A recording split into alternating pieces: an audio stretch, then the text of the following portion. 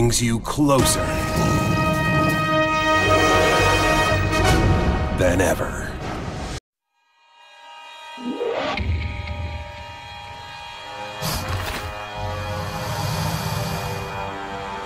250 million years of evolution have produced this, a giant, super efficient reptile.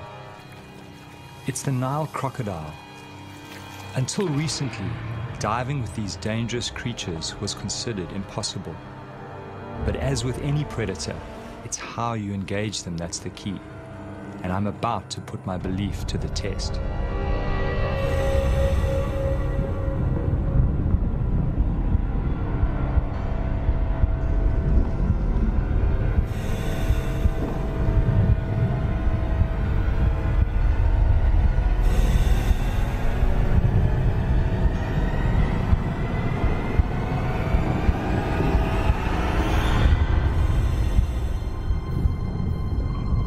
I've decided to take a calculated risk.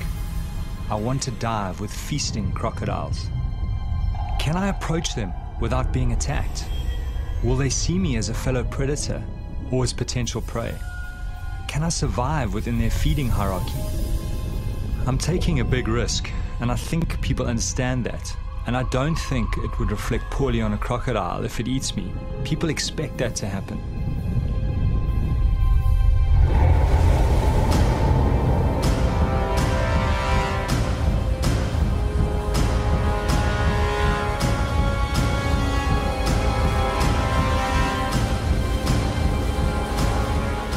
My name is Roger Horrocks. For the last 5 years, I've traveled Botswana's Okavango Delta, finding out more about these prehistoric predators. I've joined them underwater and discovered they are not just simplistic, ruthless killers. They are capable of an unsuspected tolerance. Now I want to test their ultimate acceptance by diving while they are feeding.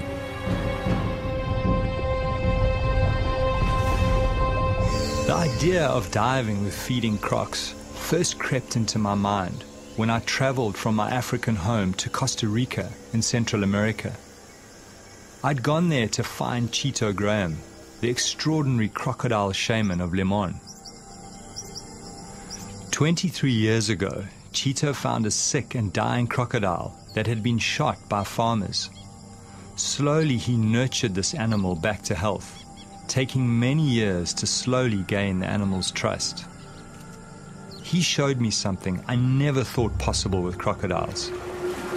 Chito is the only person in the world to get in the water and interact with the giant croc. He's even developed a game with the crocodile that mimics some of its instinctive killing techniques, like the death roll. When I saw this level of acceptance by this animal, this unexpected intelligence, I started to think that if I behaved in the right way, I too could have a chance of being accepted in the water.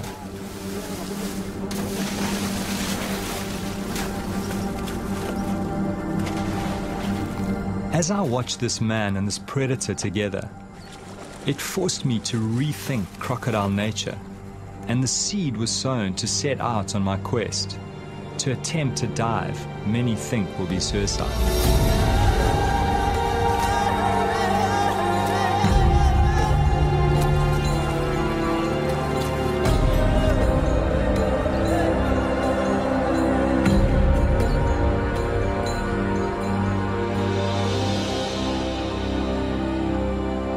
What particularly intrigued me was that somehow the croc can tell the difference between the food Chito gives him and Chito's hands.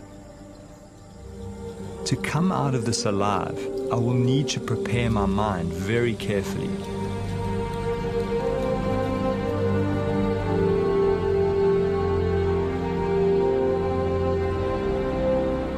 Chito has worked at putting fear behind him, and this crocodile's ability to pick up on his confidence just strengthened my desire to attempt to dive with feeding crocodiles.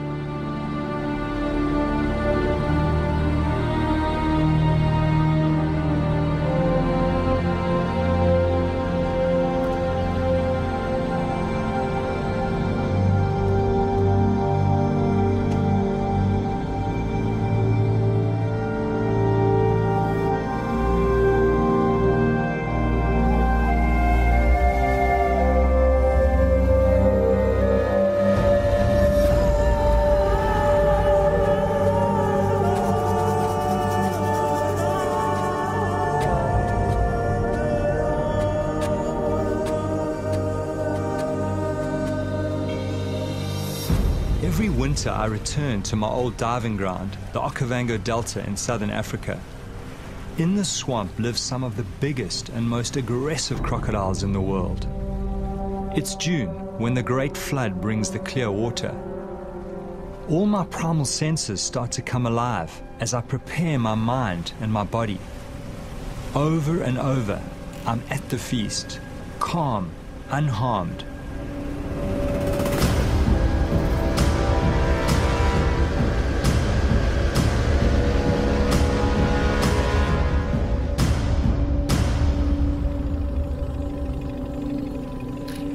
Even though I've worked with these animals for 5 years, I'm still very wary.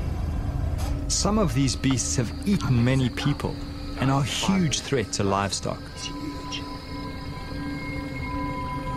My theory is that reptiles, when feeding en masse, drop their territorial aggression to avoid injuring each other. This huge male is very aggressive and not an ideal diving partner.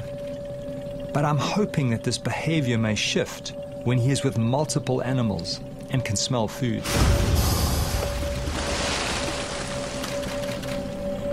To really understand the dynamics and to see the way that these animals interact, you really need to go underwater, because that's really where it's all happening, certainly up here in the Panhandle.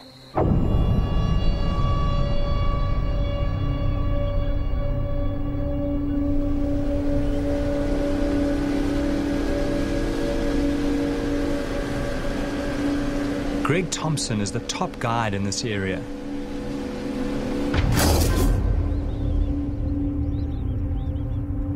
He has grown up with crocodiles, seen several animals and people being taken. I rely on his judgment to keep me alive, but this is new territory. Nobody has tried to dive with feeding crocodiles.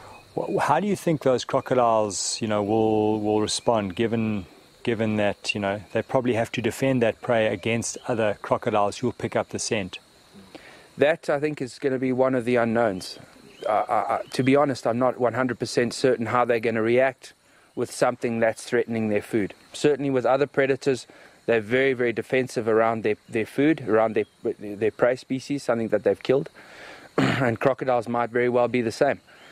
Certainly a big aggressive male, at this time of the year, if he has got a meal, if he is hungry, I do believe he is going to defend it and be aggressive to anything that comes into that area, something that he thinks might be stealing his food. As human beings, we've just, we've evolved together with crocodiles, and we've evolved as one of their prey species. Human beings tend to settle near water. They need water for drinking, for washing, for all their sort of daily activities. So you're always going to have people close to their environment. He sees people as something that he can eat.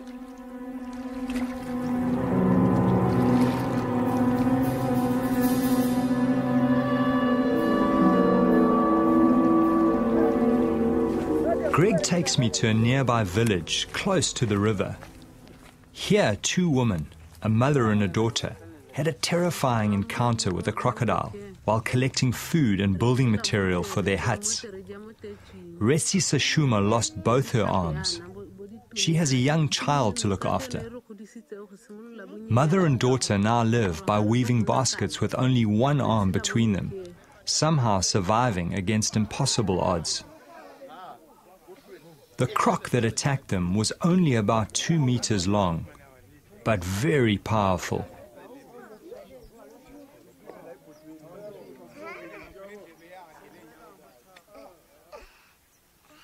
The woman's scars are a constant reminder to the rest of the village of the crocodile threat.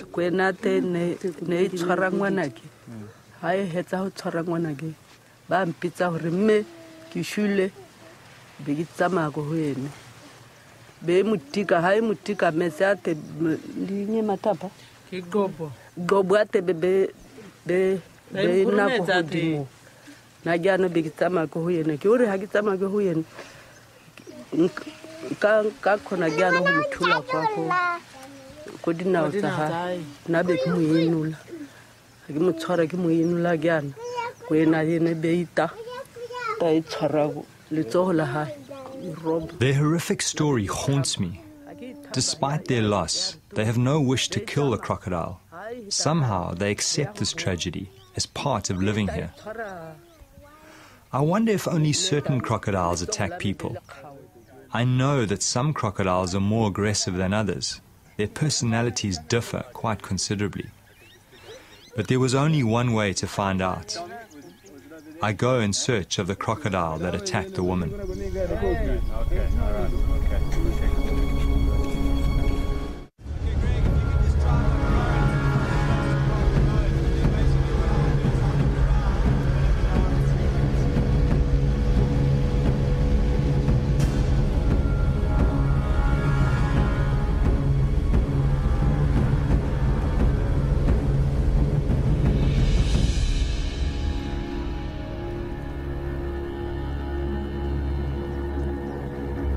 It's a short boat ride to the area where the women were attacked.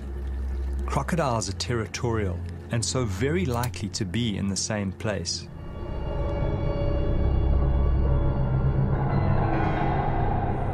As I kit up, I have this strange feeling going in the water with this crocodile. I feel so sorry for the woman, and yet no ill feeling towards this animal, which was just responding to the splashes and noises of its prey. 85 million years of instinct. I always get underwater as quickly as possible and make minimal splashes on the surface. Fish are the main diet of crocodiles.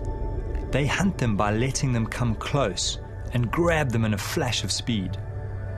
They hunt mostly at night in pitch darkness, using a sensory system that picks up vibration. That's why I move very slowly in the water, very deliberately. I need to move like a big crocodile.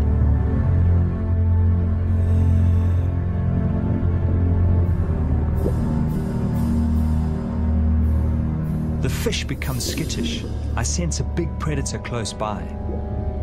Knowing this is potentially a man-eater puts me on high alert. It disappears quickly under the papyrus into the maze of underwater tunnels.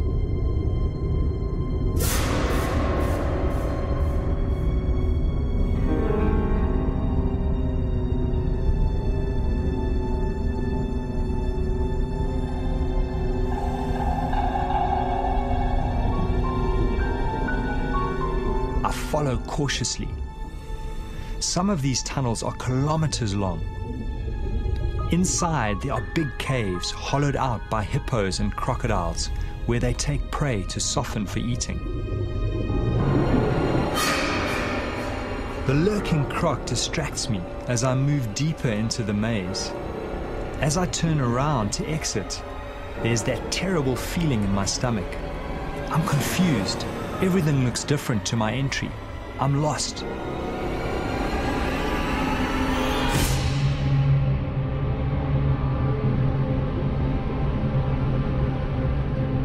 It doesn't help my anxiety to find the remains of one of the crocodile's last meals.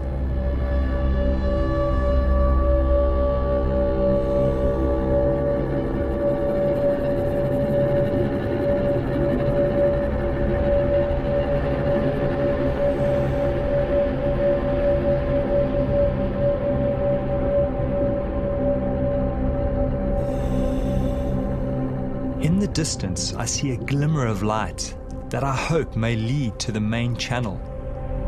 I follow my instinct.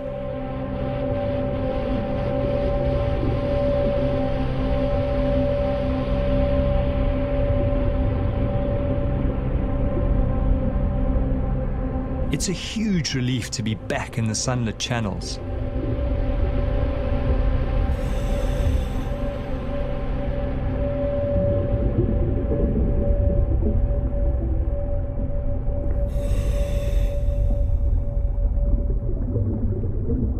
I make my way slowly back to the boat.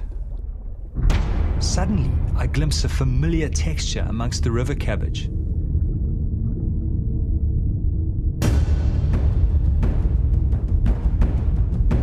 The crocodile has backtracked and exited the maze. I remind myself that these smaller crocs are often the most dangerous. All seems fine at first.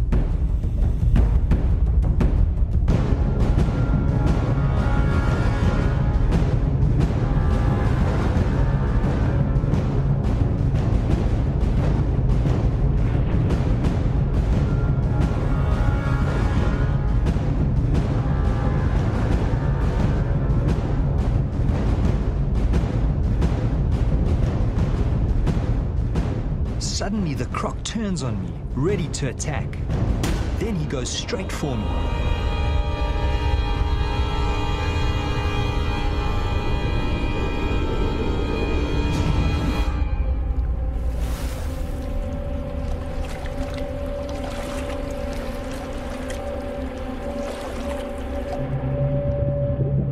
It was difficult to see his size because just his tail was sticking out. So I got a couple of shots of the tail and then obviously got too close to him. And he suddenly moved out and started sort of slowly swimming down current. So I swam after him and he went faster and faster and faster. And I would say he was about a 9-foot croc, pretty much my size, maybe just a little bit bigger. Beautiful, beautiful markings and beautiful animal. As we tracked down the main channel together, suddenly he got to a point where he actually faced off. He turned around on the bottom, kind of faced me sideways, and then all of a sudden he came kind of straight for me and passed me on the left. So obviously you keep the camera up and you know try and shoot. I don't think I got the shot, but and then he swam past. But that was, for a moment there, I was out of control of the situation. I didn't know what was going on.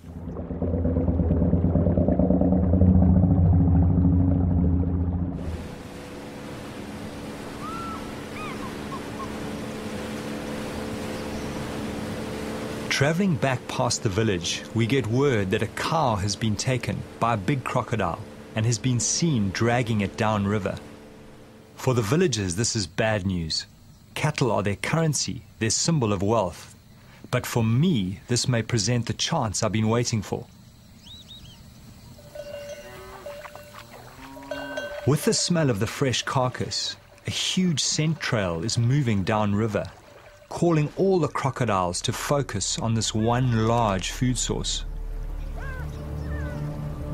I worry that they may drag it underwater and I'll never see it again.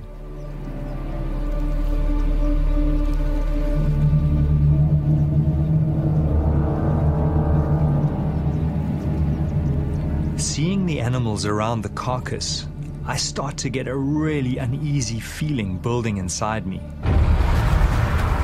Greg is cautioning me against getting in the water alone under these circumstances. He thinks these animals might see me as a threat to their food and attack.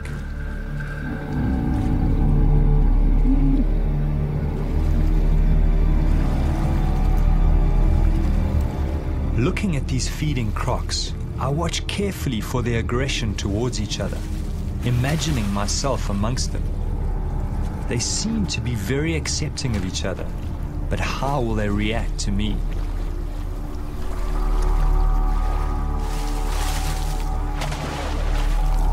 Of course, now this is a whole new situation. Now you've got a lot of animals. They're all keyed into food. They are competing with each other.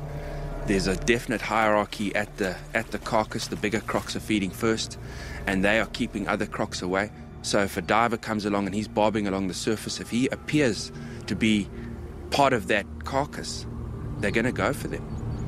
So the guys, it's a very nervous situation. I need to try and put Greg's mind at ease. I decide to show him something else I'd experienced in Costa Rica, something that reinforced my belief that if you approach crocodiles in the right way, they can react well. What's your sense of that? Look, I mean, there's still a lot of unknowns in what you want to do. Greg remained wary as I showed him what I'd seen in Costa Rica. I spent several days with a crocodile caller, Juan Betreo, who has built a remarkable relationship based on food with a number of wild crocodiles. What I found most interesting is that the crocodiles don't go for him, but rather choose the small food morsels that he gives them.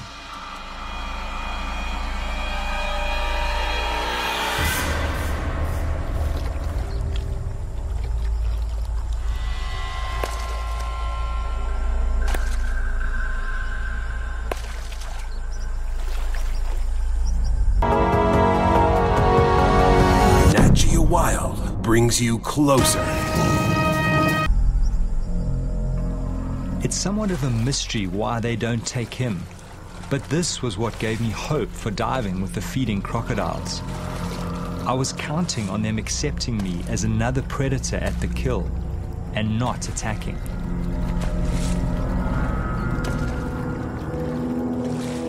The crocodile calling art took Juan several years to develop.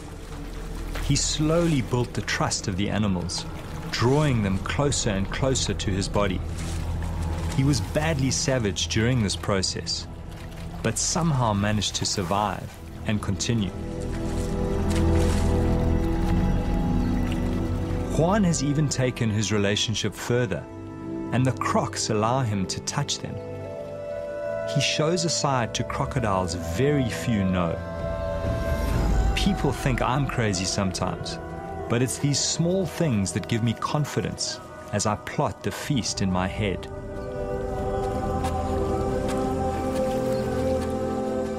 Greg remains skeptical. He feels the situation is quite different, as he knows African crocodiles to be more aggressive than their American cousins. I'm hearing Greg's worries. I'm sensing I need someone in the water to watch my back. There is only one person who comes to mind, an old shark diving buddy. His name is Walter Bernardus, and he's always wanted to dive with crocodiles. It's Walter. Ah, fantastic. Let's get back to us. Walter, can you hear me? How are you doing? No, excellent. Listen, we've got a great situation here. These crocs have taken a cow and they've stashed it up one of the side channels, and I think it's going to be an excellent opportunity. I really need you to get up here quickly, and I think bring a medic as well, because I don't know how these crocs are going to behave with food in the water. Okay, great. Now, listen, Greg will pick you up in mount. Okay, all right, Walter, see you soon. Great, thanks, Greg. So he's coming. Walter has managed to develop extreme intimacy with giant tiger sharks. He worked out that by touching their sensory organs next to the shark's mouth, a catatonic-like state could be triggered. It was only his deep knowledge of sharks and his fearlessness up close that made this strange and intimate feat possible. I wondered how Walter would react to the crocodiles.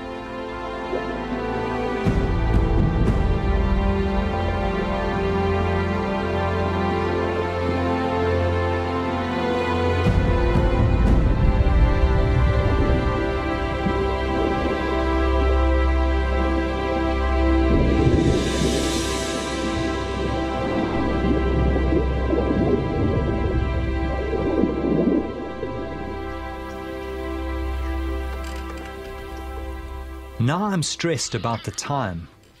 I need to get in the water as soon as possible to get Walter used to the crocodiles. I'm also worried because water clarity is dropping as the current is starting to decrease. Welcome, man. Good to see you. Good to see you too. Come aboard, man. Fantastic. Walter has brought with him Ainsley McClarty, experienced paramedic, recently back from working in Afghanistan. Good to be here finally. Now there's no turning back. The fear starts mounting as we speak of what we face. The water pulls me, and at the same time, its depths haunt me.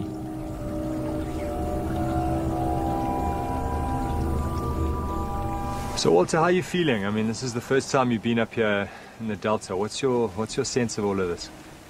Yeah, well, it's totally new for me. You know, I'm sort of used to the big animals in the sea, but this environment here, you know, dealing with reptiles, cold water, murky sort of to clean conditions, is totally new for me. So a little bit nervous, but excited in the same time, you know. When I was first contacted, they told me that they needed a nurse, you know, someone with paramedic experience, with Africa outdoor experience.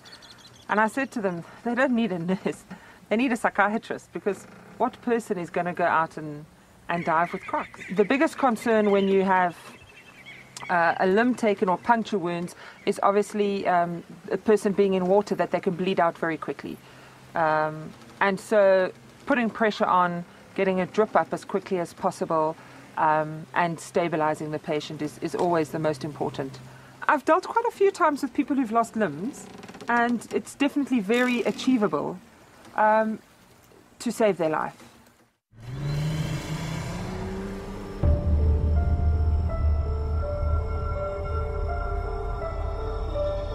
We probably have a 24-hour window to realize our quest. Once the carcass is finished, the crocodiles will disperse. We have to find the carcass and try to dive late this afternoon or tonight, even though it increases the risk factor. This might be our only chance. This is what I love most. This is my world. Fear is something I've learned to control and understand. The dark is part of our deep evolutionary past, because for thousands of years, big predators hunted our ancestors at night. You know, it's hard to explain why we do it. You know, why do we do it? We do it for the excitement, we do it for the challenge. And I realize that what we're doing shatters the perception that people have of these animals.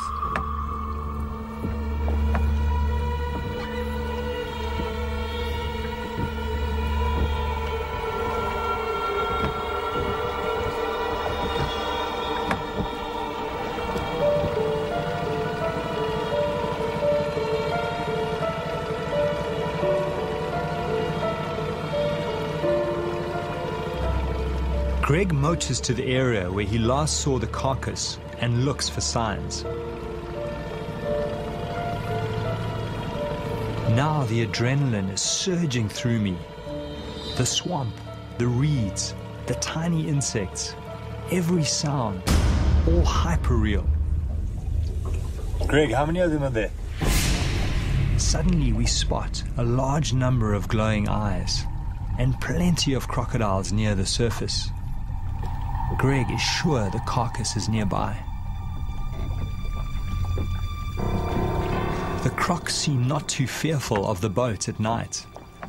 The plan is for Greg to watch activity on the surface and flash us with his light if he feels too many crocodiles are moving in on us. Walter's a croc. Our job is to find the carcass and determine how much flesh is left.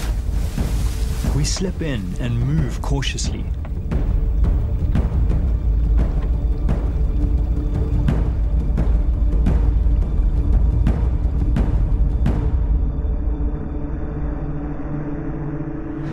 The crocodiles are patrolling the surface. We get underneath them and soon find the carcass jammed under the bank. Walter finds part of a crocodile's tooth broken off in the carcass bone. I was relieved to find some meat still on the carcass. Greg sees a large male approaching us from the boat. He comes to the edge of our light. There is something about this animal that gives Greg a bad feeling. He signals for us to get out. Greg senses that the croc is going to attack. There is enough flesh on the carcass to dive in daylight tomorrow. We get out. No point in pushing our luck in the dark.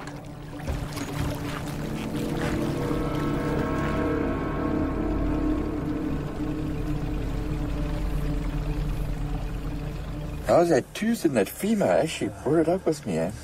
Let me have a look. Oh, that's incredible. Obviously broke off when they were biting into them, because their bite force is amazing. And apparently this ridge on the side is what they use to actually, when they lash out, you know, bash into other Now's a good time to tell me about all that stuff, eh? Yeah, oh my goodness.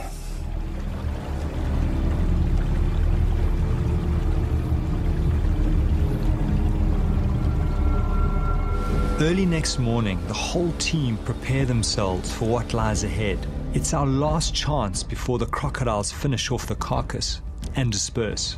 Well, I really am feeling that same that tension, and it is. It's a, we are going into an unknown territory, and what is a bit nerve-wracking for me is just the number of animals. I'm anxious on the inside. I'm concerned about these guys diving and what's going to happen. How many crocs are there going to be? How are they going to respond to being interrupted while they're eating? Are they going to be functioning in a pecking order and see the divers as a threat? I mean, who knows? So, yeah, this is crunch time, and I'll be far more comfortable when it's over.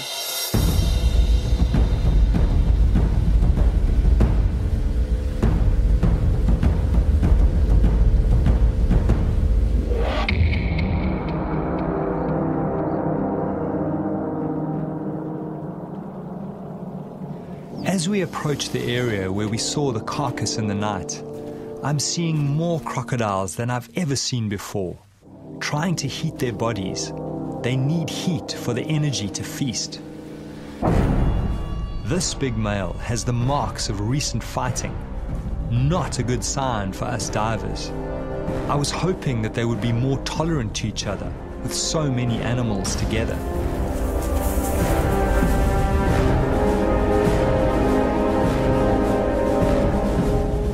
Greg spots them. I count at least 20 animals near the carcass.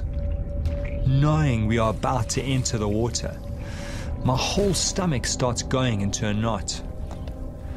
I focus on breathing, put all the good encounters in the front of my mind, and push the nightmares away.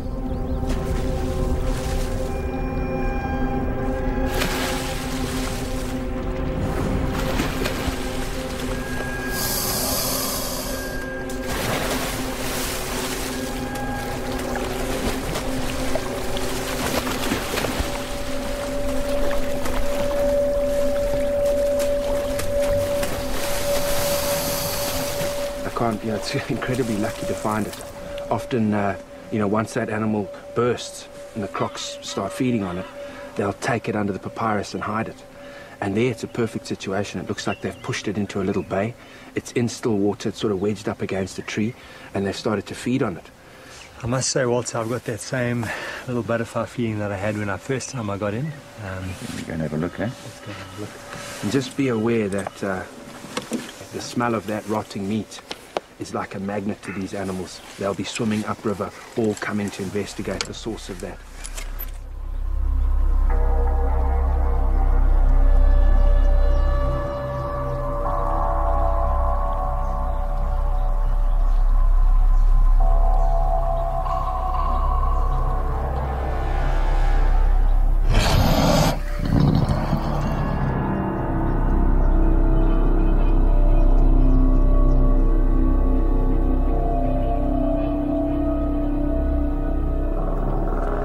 Prepared into the water some distance from the carcass.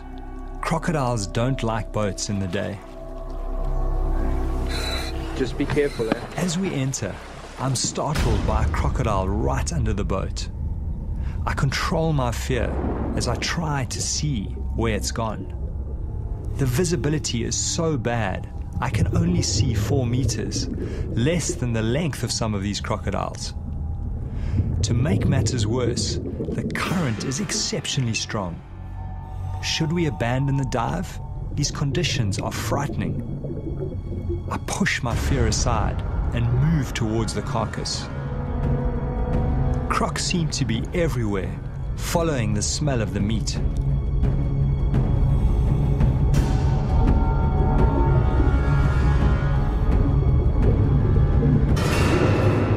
Everywhere we turn, crocodiles are waiting in places where the current is least strong. It's a maze blocked by dragons. I find it hard to read their body language, but none seem to be showing aggression yet.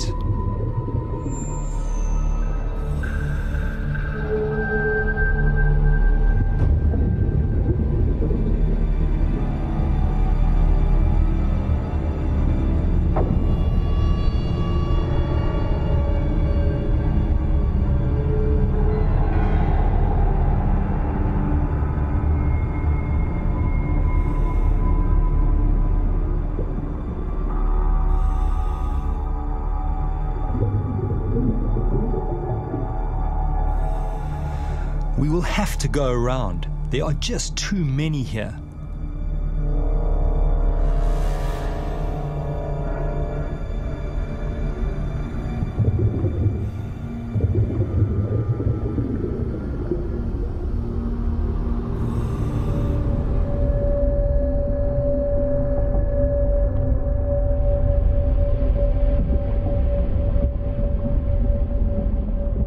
I'm surprised no crocodiles have confronted us yet. We are well into their feeding territory. In the gloom, I make out a large pelvic bone ripped from the carcass. Amazingly, no animals challenge us as we approach it. Do they somehow know we pose no threat to their food? Or are they just waiting to attack?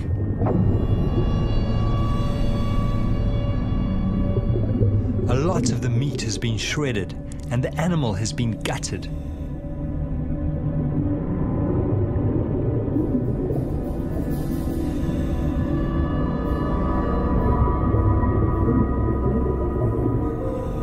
Walter watches my back as I inspect the carcass. There are huge puncture marks on a leg bone.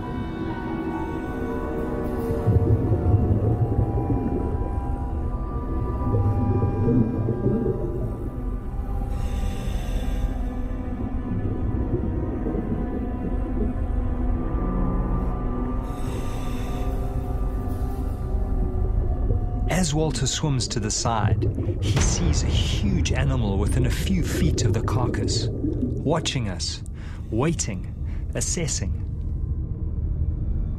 The biggest challenge lies ahead.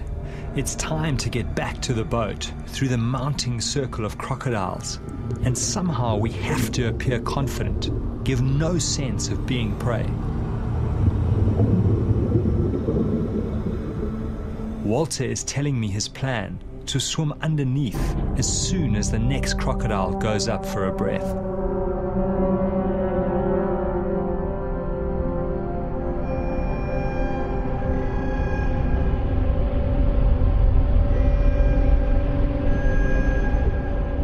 As we take the gap, we bump right into another huge male.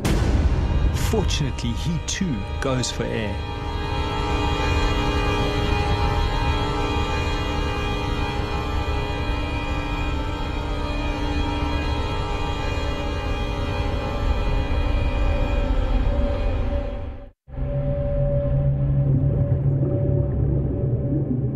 As we swim through the maze of crocodiles, the strangest thing happens. We bump right up against another big animal. Unlike the others, he does not move. This animal is completely aware of our presence, but somehow accepting. Walter's unusual sense with big predators kicks in. I watch in awe and fear as Walter gently strokes the dragon's tail.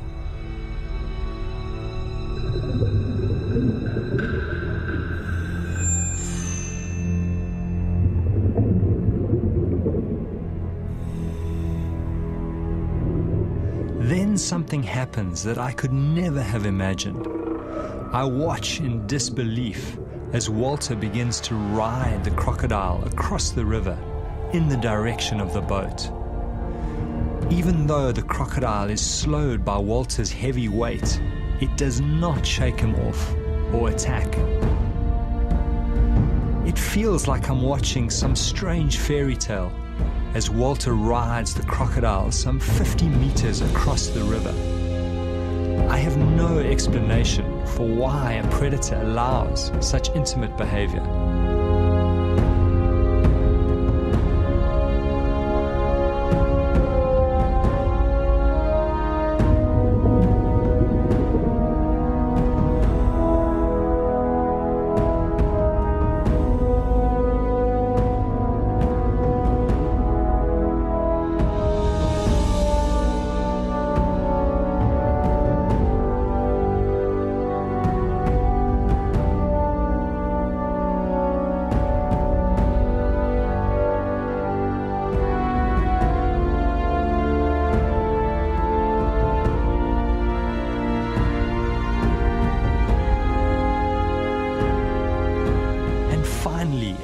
weeks away. Yet again, these animals reveal another side, the mystery side that few people ever get to see. I'm humbled and awed.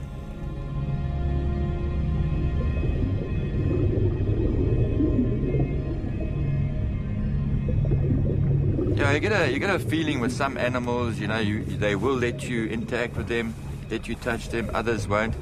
This particular one, obviously, I didn't know what it was going to do. When I first touched it, I didn't know if it was going to turn around and try and bite, or when I held on properly, if it was going to have an adverse reaction, but it didn't seem to mind at all. It just plodded on. It just put it into low range and it just went into that current. Yeah, strong. And it was fantastic, man. I think you got away lightly, to be honest. I mean, I've caught small crocs and other reptiles like snakes, pythons, where I've grabbed them by the tail and had them whip around and try and bite the disturbance behind them. So that's always what I've thought. If you do that, if you try and grab a croc by its tail, it could very well swing around and bite you. So I'd be very cautious if you, in future, I wouldn't try that too often.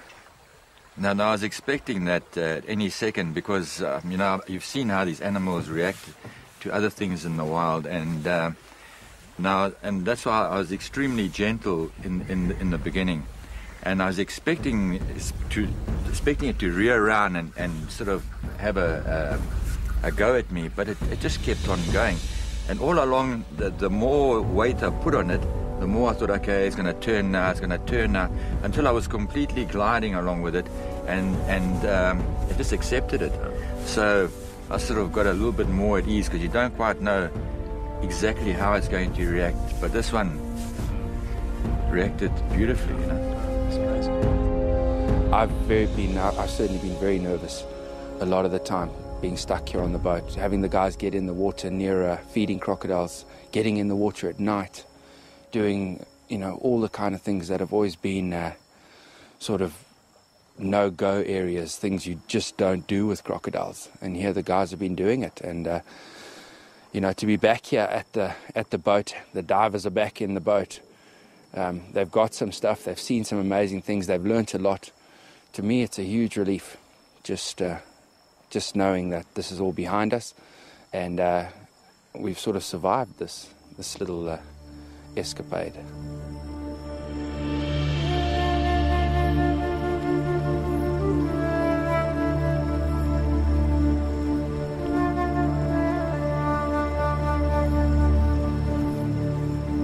You got to accept it that coming out of the experience, you're not going to be the same as you went in. Something shifted, but it certainly I'm not the same person when I go home in a day's time. Well, I think when we first started diving with these animals, you know, the whole thing was, would they eat us or not? And having kind of broken through that barrier, as it were, that's just broadened my whole perception of how intelligent these animals actually are.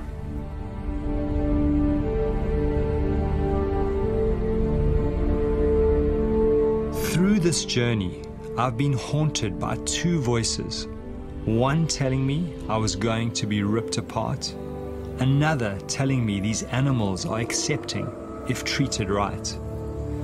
Thankfully, the second voice won over, and I was able to conquer my deepest fear.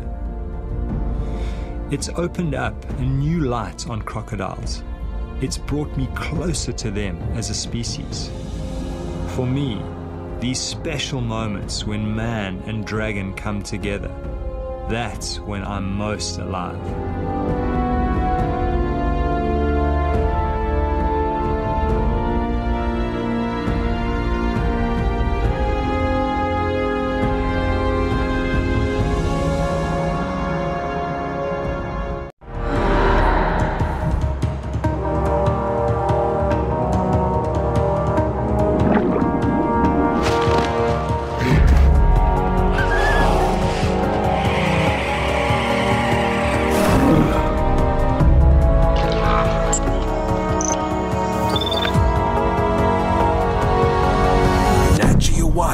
Brings you closer than ever.